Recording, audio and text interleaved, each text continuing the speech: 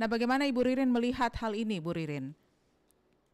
Baik, terima kasih Mbak. Ya, Jadi, ketika kita berbicara tentang kejahatan yang dilakukan oleh anak, memang sudah banyak bukan kategori kenakalan lagi, ya. tetapi memang sudah masuk dalam kategori kejahatan yang umum dilakukan oleh orang dewasa. Mhm. Uh, Ketika kita berbicara tentang pelaku kejahatan yang kategorinya di bawah umur, kita berbicara tentang Undang-Undang Sistem Peradilan Pidana Anak yang uh, menetapkan bahwa usia anak yaitu 12 tahun hingga 18 tahun hingga tahun. Namun untuk anak yang melakukan tindak pidana hanya bisa dikenakan pidana penjara itu usia 14 hingga 18 tahun. Nah, ini juga yang menjadi banyak polemik di masyarakat yang kenapa ketika anak yang melakukan tindak pidana bahkan yang menimbulkan korban hingga meninggal atau yang menimbulkan korban cacat seumur hidup tidak bisa dikenakan pidana yang berat, bahkan ketika pelakunya berusia di bawah 12 tahun pun itu tidak bisa Ya, diproses secara hukum. Nah, karena undang-undang mengatur demikian. ya. Nah, untuk beberapa kategori tindak pidana yang dilakukan oleh anak, khususnya kategori pembusuran, uh, membawa senjata tajam, Mhm. ini kita junta dengan Undang-Undang Darurat Nomor 12 Tahun 1951 yang mengatur tentang senjata api dan bahan peledak. Jadi untuk beberapa kasus anak, uh, saat ini ada beberapa kasus yang sangat menarik. Mhm. Ketika kita berbicara tentang penggunaan senjata tajam, Ya. ini ancamannya cukup berat, sehingga untuk dilakukan proses diversi itu harus melihat latar belakang dan efek yang ditimbulkan. Uh, Ketika ada tadi pernyataannya yang menyatakan bahwa untuk anak tidak diproses hukum sehingga banyak yang menjadi residivis seperti itu. Uh, jadi tidak semua anak pun bisa melalui proses diversi. Jadi proses diversi ketika kita berbicara tentang undang-undang sistem peradilan pidana anak ini tidak serta-merta anak ini dibebaskan dari proses hukum. Tetapi proses diversi ini melihat beberapa aspek. Yang pertama, jika tindak pidananya yang dilakukan oleh anak ini tidak lebih dari 7 tahun dan bukan merupakan pengulangan tindak pidana. Mhm. Sehingga jika sudah pernah melalui proses hukum sebelumnya, baik dengan kasus yang sama maupun tidak dengan kasus yang sama, ketika melakukan kembali tindak pidana termasuk dalam penggunaan senjata api atau bahan peledak atau ancaman kekerasan, itu tidak dimungkinkan lagi untuk tidak diproses hukum. Jadi itu bisa dilanjutkan prosesnya di ranah pidana. Oke, Seperti itu. oke. Untuk melanjutkan proses hukumnya sampai ke ranah pidana, itu apa saja persyaratan yang dibutuhkan? Oke, baik. Jadi yang pertama jika anak tersebut sudah berusia di atas 14 tahun Ya. namun belum mencapai usia 18 tahun. Yang kedua, anak tersebut merupakan residivis. Jadi dikatakan residivis ini apabila pernah melakukan tindak pidana. Nah, Ya. bedanya residivis untuk orang dewasa itu dikatakan dia residivis apabila tindak pidana tersebut sudah diproses dan mendapatkan putusan pengadilan telah menjalankan masa pidananya. Tetapi untuk anak ada yang namanya diversi. Diversi ini kita menggunakan metode restoratif justice sehingga ketika ada tindak pidana yang dilakukan oleh anak termasuk tindak pidana kekerasan diupayakan untuk bisa diselesaikan secara kekeluargaan dengan cara musyawarah dengan melibatkan pihak korban, melibatkan keluarga pelaku, keluarga korban dan aparat hukum Mhm. untuk sampai jalan tengah gimana caranya supaya anak tersebut tidak dipidana. Nah, setelah apabila proses diversi tersebut berhasil akan dikeluarkan putusan oleh pengadilan bahwa diversi ini telah berhasil dan anak tersebut prosesnya tidak dilanjutkan ke tahap selanjutnya. Nah, diversi ini wajib diusahakan oleh pihak kepolisian jika dalam tahap penyidikan, kemudian dalam tahap penuntutan oleh kejaksaan, dan di tahap pengadilan seperti itu.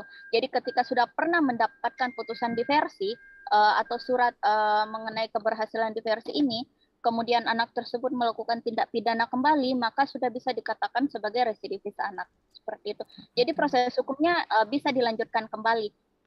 Seperti itu. Tapi Apalagi cukup panjang ya ini untuk sampai ke sana ya. sebenarnya jika diversi diusahakan di tahap penyidikan, prosesnya tidak terlalu panjang dan tidak terlalu berbelit-belit sebenarnya, karena dalam sistem peradilan pidana anak ini kita menganut asas sistemnya harus dipercepat demi kepentingan dan kebaikan anak, seperti itu. Oke, itu yang tertera dalam aturan. Tapi pada prakteknya apakah dijalankan seperti itu juga, Bu Ririn? Iya, baik. Kalau pada prakteknya dalam tindak pidana kekerasan, ini banyak yang berhasil jika tindak pidana kekerasan tersebut tidak menimbulkan korban. Dalam artian mungkin dalam anak tersebut kena razia senjata tajam atau yang seperti itu bisa diusahakan diversi pada tingkat penyidikan. Tetapi jika diindikasikan anak tersebut sudah berulang kali melakukan tindak pidana memiliki senjata tajam, itu tidak dimungkinkan lagi untuk dilakukan diversi. Seperti itu. Kalau begitu dia langsung masuk ke ranah tindak pidana ya, karena diversinya nggak mungkin lagi dilakukan ya. Iya benar. Baik. Tapi berbeda ketika misalnya kita berbicara, ini kan kasus senjata tajam ini, pembusuran dan kawan-kawan beredar di wilayah Makassar dan Goa. Iya. Nah, kalau kategori senjata tajamnya ini bukan busur, bisa saja arit atau parang, dan diketahui bahwa anak tersebut mempunyai profesi atau senantiasa terlibat dalam proses kegiatan pekerjaan yang menggunakan alat senjata tersebut. tajam, benar, itu tidak bisa dilanjutkan ke ranah pidana karena dianggap sebagai alat untuk mata pencaharian tersebut, seperti itu. Jadi tergantung peruntukan pembawaan senjata tajam ini juga. Oke. Jadi tetap ya bisa dikatakan satu sisi ini mungkin hikmahnya ya, satu sisi ini menyelamatkan masa depan si anak, tapi di sisi lain sisi negatifnya adalah mereka kalau sudah terlanjur sering berbuat seperti itu sementara aturannya tidak ada yang mendukung untuk menghentikan mereka melakukan tindakan yang salah, maka mereka kan terus-terus berulang-ulang seperti itu. Dan kayaknya fenomena pembegalan dengan senjata tajam ini, apakah itu busur, parang dan seterusnya, itu bukan hanya terjadi di Makassar atau Kabupaten Goa, juga terjadi hampir di seluruh wilayah di Indonesia. Tadi kabar terakhir itu dari Jakarta Selatan ya. Pihak kepolisian di sana sudah mengamankan sekitar hampir 18 orang anak dengan usia remaja yang melakukan tindakan dengan senjata tajam. Fenomena seperti ini akan terus berlangsung selama tidak ada aturan yang membuat mereka jerah. Apakah betul seperti itu, Bu Ririn? Seperti ini. Ketika kita berbicara tentang tujuan pemidanaan, kalau kita berbicara tentang pemidanaan klasik, kita akan berbicara tentang retributif, bagaimana bisa membalas perbuatan pidana tersebut, atau bahasa awamnya perbuatan jahat dari pelaku tersebut harus dibalas ketika kita berbicara tentang retributif. Nah, teori retributif tersebut sangat bertentangan dengan Undang-Undang Sistem Peradilan Pidana yang menyatakan tidak ada unsur pembalasan dalam proses pemidanaan anak. Jadi adapun semua putusan pengadilan yang diberikan kepada anak semata-mata sebagai proses pembinaan, bukan sebagai proses penghukuman. Sehingga dalam pasal 71 Undang-Undang Sistem Peradilan Pidana Anak itu posisi pidana penjara itu betul-betul ultimum remedium, ditempatkan pada posisi akhir. Sebelum pidana penjara ini akan ada yang namanya kerja sosial, ada yang namanya pidana pengawasan, ada penempatan di lembaga yang bekerja sama. Kalau kita berbicara salah satu solusi di Lombok, ketika pertemuan restoratif justice di Lombok itu, sekitar tahun 2019, di Lombok itu menerapkan sistem kerjasama sehingga beberapa anak yang dianggap sebagai pelaku kejahatan, tetapi pelaku kejahatan yang tidak menimbulkan korban, dalam artian korban kehilangan nyawa, luka berat, atau masalah kesusilaan. Nah, anak-anak yang tidak terlibat dalam 3 kategori ini kemudian kerjasama ditempatkan di lembaga sosial. Kalau di Lombok ini khususnya, mereka kerjasama dengan beberapa pesantren yang ada di Lombok. Sehingga anak-anak yang melakukan tindak pidana kekerasan tetapi tidak menimbulkan korban bisa dikategorikan masih kenakalan-kenakalan, pengaruh lingkungan seperti itu. Pengaruh euforia masa mudanya yang membawa senjata tajam, kemudian melakukan arak-arakan dengan membawa senjata tajam tetapi tidak menimbulkan korban atau tidak melakukan kekerasan, itu kemudian dibina di pesantren. Dia bekerja sama, jadi tidak ditempatkan di penjara sebagaimana ancaman dari Undang-Undang Darurat mengenai senjata api dan bahan peledak. Oke, itu buat yang dampak dari perbuatannya tidak terlalu parah ya, bisa dikatakan seperti itu secara singkatnya. Tapi buat yang sudah membusur, bahkan sampai tadi yang berita di pembegalan yang di perbatasan Barombong Makassar itu kan modusnya pura-pura minta rokok, kemudian tiba-tiba ada salah satu temannya yang melakukan pemukulan dengan benda tumpul. Dan alhamdulillah itu tidak terlalu parah, tapi akhirnya digusur dan jatuh pura-pura pingsan, akhirnya selamat ya karena dia pura-pura pingsan. Nah, untuk kejahatan yang seperti itu apakah memang tidak ada, sekali lagi ya, tidak ada hukuman yang bisa menimbulkan efek jerah begitu supaya jadi pelajaran juga untuk teman-temannya yang lain? Oke, baik. Ketika kita berbicara tentang adanya korban pun ini kita klasifikasikan menjadi beberapa hal. Yang pertama, yang kekerasan yang berakibat hilangnya nyawa seseorang, ini kategori pemberatan. Kemudian ada yang pemberatan itu bisa kategori hilangnya nyawa seseorang atau menimbulkan cacat fisik. Cacat fisik ini ada yang sifatnya sementara, ada yang sifatnya permanen. Nah, ketika dia menimbulkan cacat fisik yang kategorinya penganiayaan berat, jadi ketika kita berbicara tentang penganiayaan berat ini, kita kaitkan antara pasal-pasal tersebut, dia kenanya penganiayaan berat. Dan itu wajib diteruskan ke proses peradilan. Jadi tidak bisa masuk kategori diversi untuk anak karena ancamannya sudah di atas 7 tahun. Kita berbicara tentang pasal 7 SPPA, ancaman pidana penjara di atas 7 tahun itu tidak bisa diupayakan diversi. Termasuk dengan kategori residivis. Jadi ketika dia residivis, kemudian ancaman di atas 7 tahun, itu sudah langsung on proses, tidak bisa diupayakan lagi untuk upaya diversi sekalipun usianya masih anak. Oke, jadi tergantung lagi tindakan pidananya dan juga korban yang ditimbulkan ya. Bu Ririn, kalau melihat yang diimplementasikan, aturan-aturan yang diimplementasikan untuk wilayah Makassar dan Goa itu sendiri seperti apa, Bu? Apakah memang sudah menerapkan aturan perundang-undangan tadi dengan dampak tetap maraknya kekerasan, pembegalan dan seterusnya itu, atau memang ada hal-hal yang aparat hukum itu tidak terlalu berani mengambil tindakan yang memberikan efek jerah tadi yang seperti yang sudah Ibu Ririn sampaikan? Baik, jadi ketika kita berbicara tentang implementasi undang-undang ini di wilayah Makassar Goa, ada 2 hal yang menarik. Jadi akhir tahun kemarin saya sempat melakukan wawancara kepada pelaku anak yang membawa senjata tajam. Kemudian ada satu anak juga yang membawa senjata tajam dan menimbulkan korban luka berat. Jadi kategorinya sudah penganiayaan berat. Yang mirisnya, yang membawa senjata tajam ini tanpa menimbulkan korban cuma karena terkena razia, ini divonis sekitar 4-5 tahun. Sedangkan anak yang melakukan tindak pidana membawa senjata tajam dan melakukan penikaman mengakibatkan luka berat, ini ancaman putusan pengadilan yang diberikan ini lebih rendah. sekitar 2 sampai 3 tahun. Ini yang agak miris juga. Jadi proses penafsiran tentang undang-undang dan ancaman yang diberikan ini masih harus ditelaah lebih dalam oleh aparat hukum.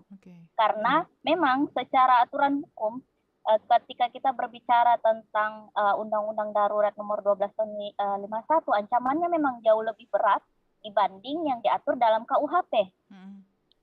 Jadi yang melakukan penganiayaan ini dikenakan pasal KUHP junto Undang-Undang 12 tahun 2012 tentang sistem peradilan pidana anak, sehingga ancaman pidana itu setengah dari ancaman pidana orang dewasa.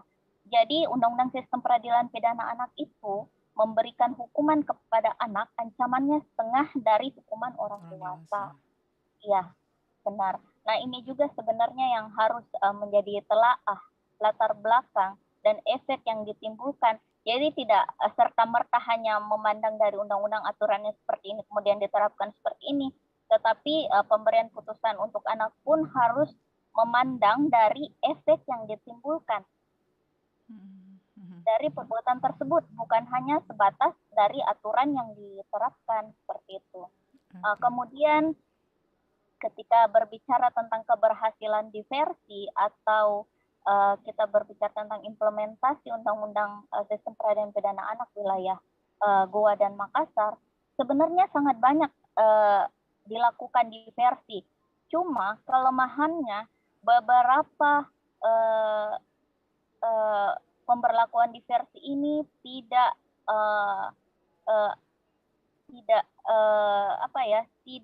datanya belum sinkron secara umum, sehingga mungkin anaknya ditangkap di wilayah Goa, kemudian melakukan lagi di wilayah wilayah hukum lain, ini tidak terdata. Jadi seperti itu. Jadi ada beberapa anak yang pernah saya tanyakan seperti itu. Sebenarnya sudah beberapa kali ditahan di polsek ini, kemudian dilakukan diversi, ditahan lagi di polsek ini, kemudian mendapat diversi karena datanya belum disinkronkan. Seperti itu. Jadi itu juga salah satu kelemahan untuk di tahap penyidikan, jika diversi itu dilaksanakan di tahap penyidikan. Kemudian ketika kita berbicara tentang data sinkronisasi anak pelaku kejahatan di tingkat Komnas HAM, dalam artian sudah lembaga pemasyarakatan khusus anak, LPKA, lembaga perlindungan khusus anak, itu data sudah sinkron semua. Jadi sehingga ketika anak sudah pernah terdata, otomatis akan garis merah bahwa dia residivis. Nah, ini sebenarnya yang saya harapkan ke depannya, supaya data-data dari pihak kepolisian, kejaksaan, pengadilan itu semua bisa sinkron. Sehingga data-data anak ini tidak lagi berulang-berulang seperti itu. Dan pemberlakuan diversi pun bisa lebih efektif. Karena salah satu alasan bisa diberlakukan diversi ini kan bukan residivis ya. Iya, tidak berulang-ulang. Betul, tapi ketika anak dengan atas nama diversi, diberikan kebijakan untuk dikembalikan kepada orang tua, ini juga yang menjadi polemik karena datanya belum tentu ada. Nah, beda ketika anak melakukan pelanggaran. Ini kan kalau kita berbicara tentang senjata tajam sudah kategori kejahatan ya. Iya. Tapi ketika kategorinya pelanggaran secara Undang-Undang Sistem Peradilan Pidana Anak, tanpa persetujuan anak, tanpa persetujuan keluarga anak, itu sudah wajib diversi dengan otomatis.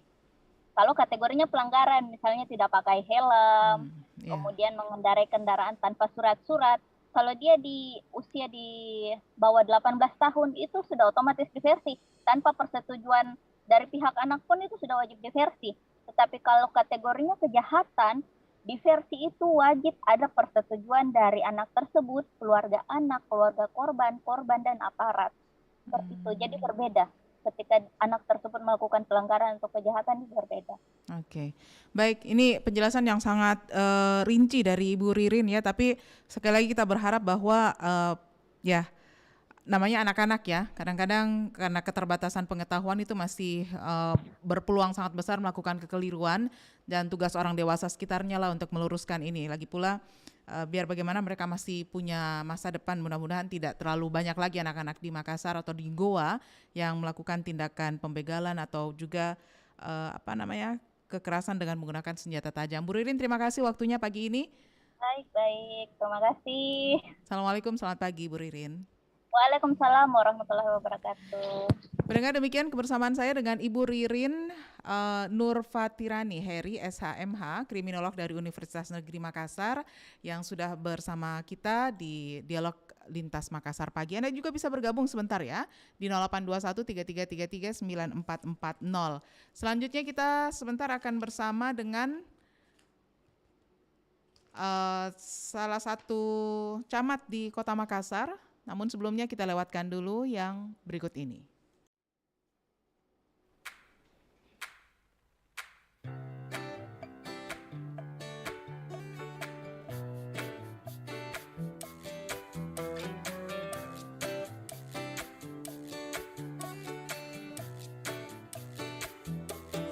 Terus melangkah melupakanmu, belah hati perhatikan sikapmu, jalan pikiranmu buatku ragu, tak mungkin ini tetap bertahan, perlahan mimpi terasa mengganggu, ku coba untuk terus menjauh, perlahan hatiku terbelenggu, ku coba untuk lanjutkan hidup.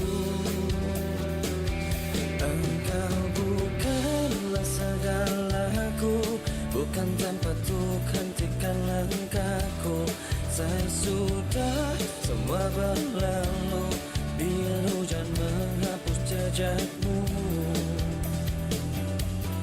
Terus melangkah melupakanmu, belah hati perhatikan sikapmu, jalan pikiranmu buatku ragu, tak mungkin ini tetap bertahan, perlahan mimpi terasa mengganggu, ku coba untuk terus menjauh, perlahan hatiku terbelenggu, ku coba untuk lanjutkan hidup. Engkau bukanlah segalaku, bukan tempatku, hentikan langkahku. Saya sudah semua berlalu, biar hujan menghapus jejakmu. Lepaskan segalanya, lepaskan segalanya.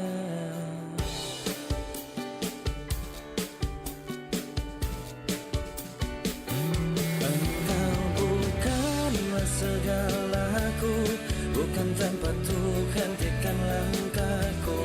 Saya sudah semua berlalu, biar hujan menghapus jejakmu. Engkau bukanlah segalaku, bukan tempatku, hentikan langkahku. Saya sudah semua berlalu, biar hujan menghapus jejakmu.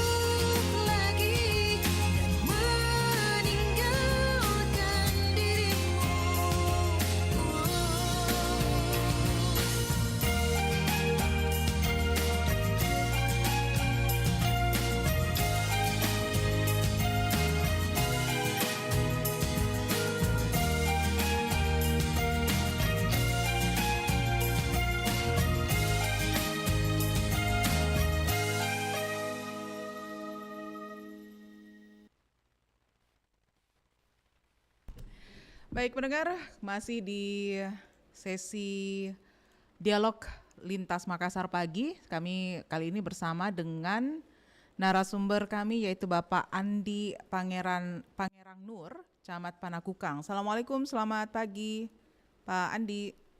Waalaikumsalam, selamat pagi.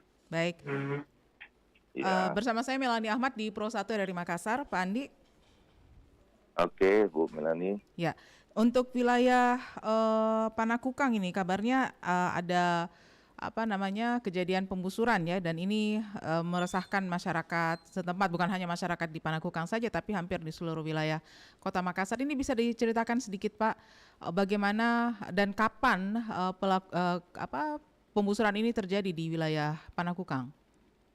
Oh iya, jadi memang kemarin ada insiden yang terjadi di Jalan Adiaksa Baru, Kelurahan Masale, yang melibatkan dua belah pihak kelompok pemuda. Nah, ini terjadi di sekitar jam 2 malam ya. 2 malam. Kita masih menelusuri sebenarnya dari pihak kepolisian juga tentang apa sih penyebab dari kejadian tersebut. Tetapi kami sinyalir ya ini mungkin ada masalah-masalah dari luar wilayah Panakukang yang mungkin menjadi pemicu mereka mendatangi sekelompok pemuda ini. Pada intinya sebenarnya kami tetap melakukan identifikasi kepada pemuda-pemuda yang berdomisili di Kelurahan Masale khususnya, dan kita tetap mengadakan pendekatan-pendekatan agar mereka bisa lebih lebih paham bahwa sebenarnya yang seperti ini dampaknya bukan hanya kepada para pemuda ya, tapi juga kepada masyarakat. Sehingga kita turun bersama Pak Danramil, Pak Kapolsek untuk memberikan edukasi dan bawaan supaya para pemuda-pemuda ini tidak melakukan hal-hal yang sifatnya negatif, merugikan orang lain dan lain-lain. Begitu, Mbak. Oke, Pak Andi, ini kalau dilihat apakah akan berkembang nantinya seperti misalnya penyerangan-penyerangan yang sempat terjadi di kecamatan lain ya, misalnya di kecamatan Mariso pada pada akhir bulan Ramadan kemarin itu kan sempat ada penyerangan dari kelompok-kelompok anak-anak ya, remaja ya yang sempat melakukan penyerangan ke kelompok lainnya. Nah, ini untuk mengantisipasi hal-hal seperti itu terjadi untuk Kecamatan Panakukang, apa saja yang sudah dilakukan selain berkomunikasi dengan Danramil dan seterusnya melakukan pembinaan pada remaja yang ada di Masale tadi ya? Iya. Nah, jadi sebenarnya untuk usaha dari pemerintah kota dalam hal ini kecamatan kelurahan, kita cukup perhatikan ya.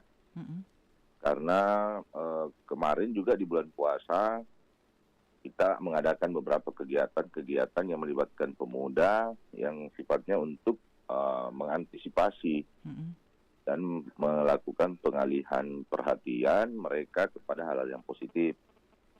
Nah, dari kejadian yang kemarin ada isu bahwa akan ada penyerangan susulan.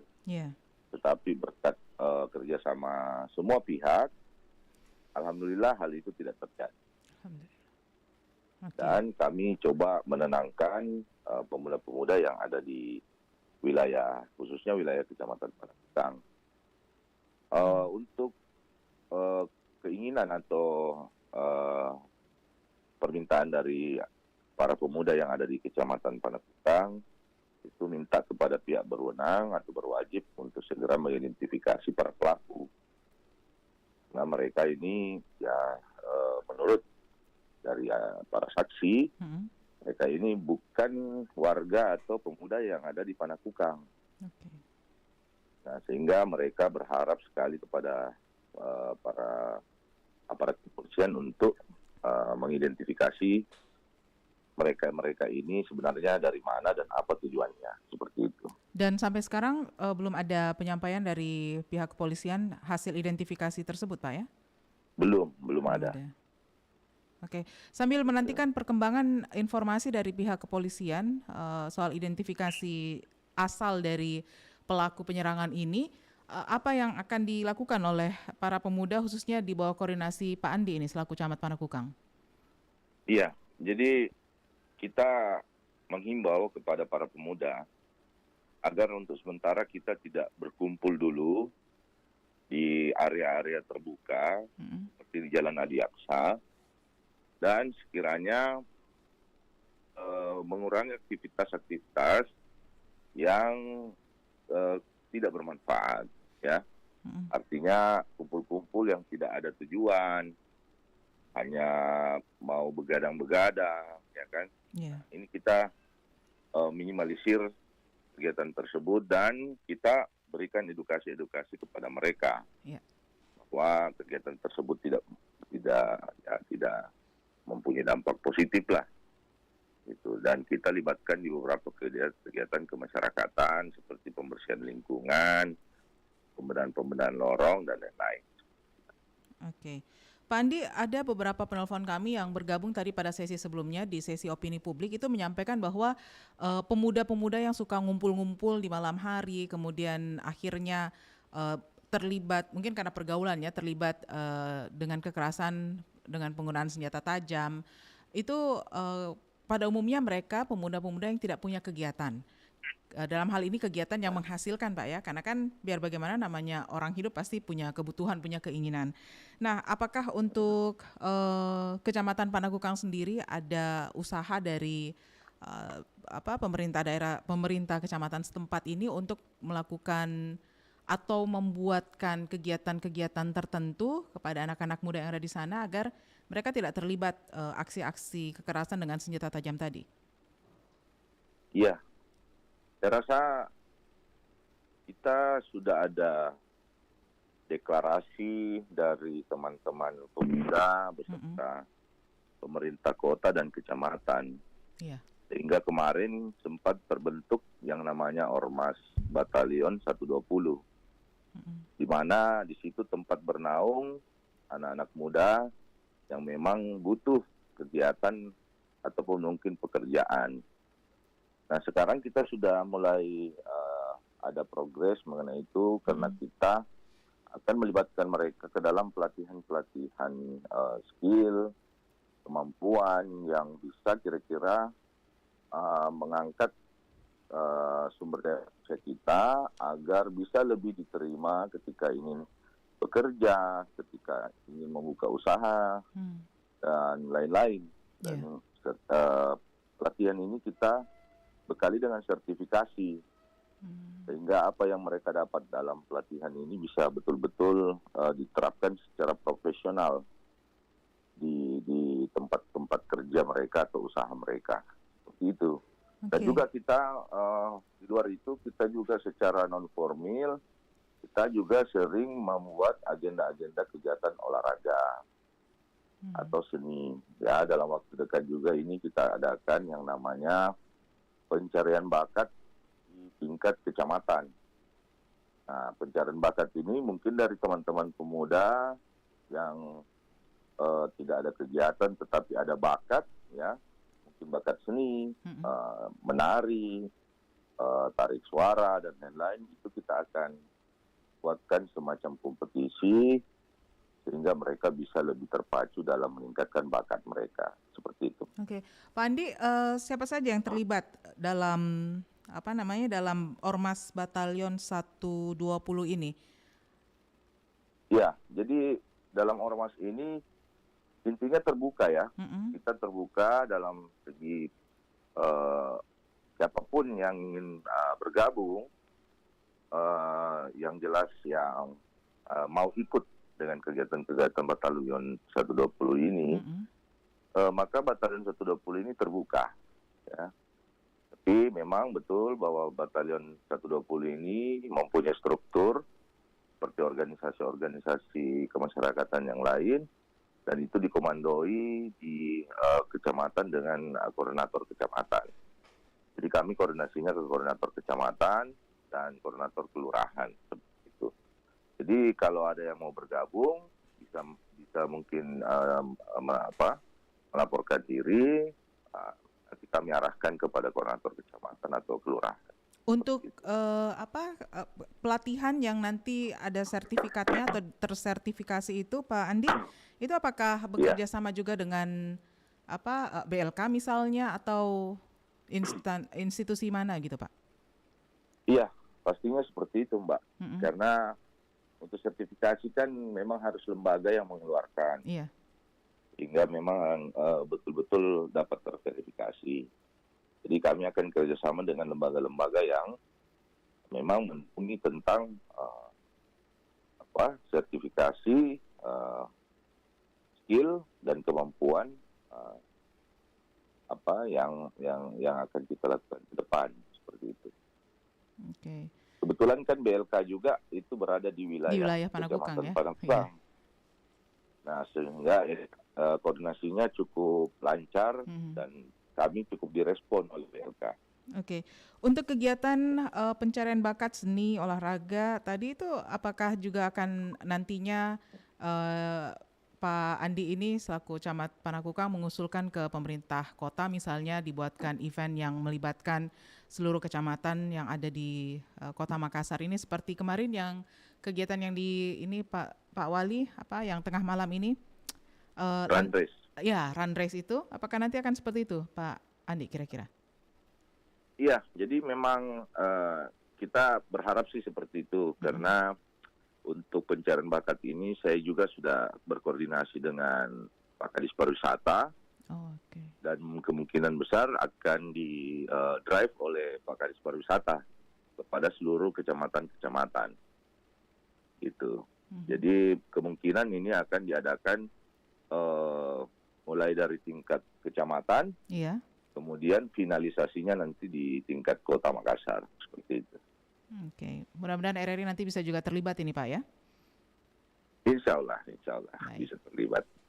Baik Pak Andi, ini penanganan yang dilakukan di Kecamatan Panakukang sepertinya sudah bisa dikatakan holistik Pak ya, sudah menyeluruh karena ada koordinasi dengan Koramil, kemudian juga ada pengalihan perhatian pada kegiatan yang positif. Tadi sudah disampaikan beberapa di antaranya. Ini mudah-mudahan bisa jadi contoh ke kecamatan yang lain agar tindakan-tindakan remaja kita melakukan kekerasan dengan penggunaan senjata tajam ini bisa berkurang ya.